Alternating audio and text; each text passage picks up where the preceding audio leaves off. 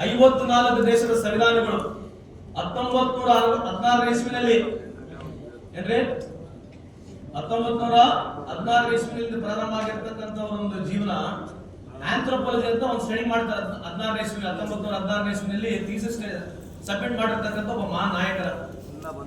ಯಾಕೆ ಅಂಬೇಡ್ಕರ್ ಸಾಕು ನಾವು ಒಪ್ಬೇಕಂತಂದ್ರೆ ಜನರ ತಲೆಯಲ್ಲಿ ಕೇವಲ SC ST ಅಂತ ಮಾತ್ರ ಇದೆ. ಇವತ್ತಿಂದ ಹೊರಗೆ ಬರ್ರಿ. ಇವತ್ತು ನಿಮ್ಮ ತಾಯಿಗೆ, ನಿಮ್ಮ ಅಜ್ಜಿಗೆ, ನಿಮ್ಮ ಮುತ್ತಜ್ಜಿಗೆ ಸ್ವಲ್ಪ ಏನನ್ನ ಆಸ್ತಿನಲ್ಲಿ ಇವತ್ತು ಹಕ್ಕು ಸಿಕ್ಕಿದ್ರೆ ಅದು ಕೇವಲ ಬಾಬಾ ಸಾಹೇಬ್ ಅಂಬೇಡ್ಕರ್. ಈ ದೇಶದ ಎಲ್ಲ ಹೆಣ್ಮಕ್ಳುಗಳಿಗೆ ಇಲ್ಲೇ ಶೆಟ್ರಿದ್ದಾರೆ.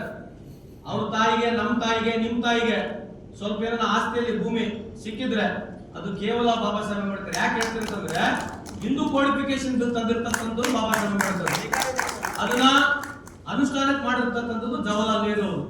ಯಾವ ಬಾಬಾ ಸಾಹೇಬ್ ಅಂಬೇಡ್ಕರ್ ಹಿಂದೂ ಕೋಡಿಫಿಕೇಶನ್ ಬಿಲ್ ಮೊದಲನೇ ಬಾರಿ ಪಾರ್ಲಿಮೆಂಟ್ ಅಲ್ಲಿ ಪಾಸ್ ಆಗೋದಿಲ್ಲ.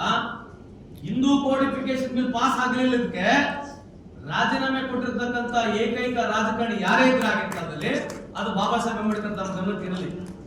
ಯಾಕೆ ಕೊಟ್ಟರು? ಏನ್ ಹಿಂದೂ ಕೋಡಿಫಿಕೇಶನ್ ಬಿಲ್ ಏನಿತ್ತು? ಮತಾಕ್ಷರ ದೈಭಾಗ ಅಂತ 2 ಭಾಗದಲ್ಲಿ ನಮ್ಮ ಹಿಂದೂ ಲಾ ನಲ್ಲಿ ಪ್ರಾಕ್ಟೀಸ್ ಮಾಡತಕ್ಕಂಥದ್ರಲ್ಲಿ ಗಂಡನಿಂದನೂ ಆಸ್ತಿ ಇಲ್ಲ, ಅಪ್ಪನಿಂದನೂ ಆಸ್ತಿ ಇಲ್ಲ. ಗಂಡನಿಂದನೂ ಆಸ್ತಿ ಇಲ್ಲ, ಅಪ್ಪನಿಂದನೂ ಆಸ್ತಿ ಇಲ್ಲ.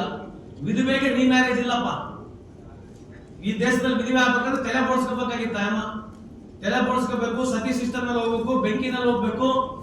ಆಕೆಗೆ ಬಿಡೋ ರೀಮ್ಯಾರೇಜ್ಗೆ ಅವಕಾಶ ಇರಲಿಲ್ಲ, ಆಸ್ತಿನಲ್ಲಿ ಹಕ್ಕಿರ್ಲಿಲ್ಲ ಏನ್ರಿ. ಆಮೇಲೆ ಚೈಲ್ಡ್ ಮ್ಯಾರೇಜ್ ನ ಅಬಾಲಿಷನ್ ಮಾಡಿರ್ತಕ್ಕಂಥದ್ದು, ವುಮೆನ್ ಕಮಿಷನ್ ಆಗಿರ್ತಕ್ಕಂಥದ್ದು, ವುಮೆನ್ ರೈಟ್ಸ್ ಪರವಾಗಿ ಮಾಡಿರ್ತಕ್ಕಂಥದ್ದು, ಇಡೀ ಹೆಣ್ಮಕ್ಳ ಸಮುದಾಯ ಪರವಾಗಿ ಯಾರೇ ಒಬ್ರು ಕಾನೂನು ಮಾಡಿದ್ರೆ ಯಾರು ಬಹಳ ಜೋರ್ ಹೊರಗೆ ಮಾತಾಡ್ತಾರಲ್ಲ, ಎಲ್ಲರೂ ಬಹಳ ಜೋರ್ ಮಾತಾಡ್ತಾರಲ್ಲ ಹೊರಗೆ ಹೋಗಿ ಹಿಂದೂ ಪರವಾಗಿ, ಆ ಸಂದರ್ಭದಲ್ಲಿ ಹಿಂದೂ ಕೋಡಿಫಿಕೇಶನ್ ವಿರುದ್ಧವಾಗಿ ಮಾತಾಡ್ತಕ್ಕಂಥ ಜನರು ಇದ್ದಾರೆ. ಕಾಂಗ್ರೆಸ್ ಪಾರ್ಟಿ ಕೂಡ ಇದ್ರು ಆ ಸಂದರ್ಭದಲ್ಲಿ.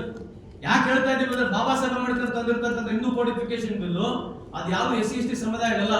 ಇಡೀ ಭಾರತ ದೇಶದಲ್ಲಿ ಇವತ್ತು ನಮ್ಮ ಹೆಣ್ಮಕ್ಳು ಆರ್ಥಿಕವಾಗಿ ಮುಂದೆ ಬಂದಿದ್ರೆ ಇವತ್ತು ಬಾಬಾ ಸಾಹೇಬ್ ಅಂಬೇಡ್ಕರ್ ಫೋಟೋನ ಅವ್ರು ಹಾಕೊಂಡು ಪೂಜೆ ಮಾಡಬೇಕು. ಯಾಕಂದ್ರೆ ಅವ್ರು ಬಹಳ ಹೋರಾಟ ಮಾಡ್ತಾರೆ ಬಾಬಾ ಸಾಹೇಬ್ ಅಂಬೇಡ್ಕರ್. ಅಷ್ಟೇ ಅಲ್ಲ, ಇವತ್ತು RBI ತಂದವರು ಯಾರು? ರುಪಿ ಡಿವ್ಯಾಲ್ಯೂ ಆಗಬಾರ್ದು ಅಂತಕ್ಕಂಥ ರೂಲ್ ತಂದವರು ಯಾರು? ಬರೇ ಬಾಬಾ ಸಾಹೇಬ್ ಅಂಬೇಡ್ಕರ್ ಕೇವಲ SC ST ಅಂತ ಇಟ್ಕೋಬೇಡ ನೀವು.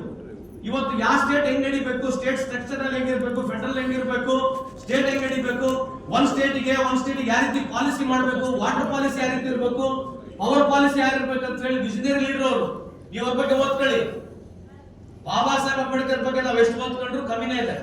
ಅದು ಯಾವ್ದು ಒಂದ್ ಜಾತಿಗೆ ಸೀಮಿತ ಇರ್ತಕ್ಕಂಥ ಲೀಡರ್ ಅಲ್ಲ ಅವರು. ಅರ್ಥ ಆಯ್ತಲ್ವಾ? ಅವ್ರು ಓದಿರ್ತಕ್ಕಂಥದ್ದು ಯೋಚನೆ ಮಾಡಿದ್ರೆ ಆಗಿನ ಕಾಲದಲ್ಲಿ ನಾವೇ ಪ್ರಮೋಟ್ ಮಾಡಲ್ಲ, ನೀವೇ ಪ್ರಮೋಟ್ ಮಾಡಲ್ಲ.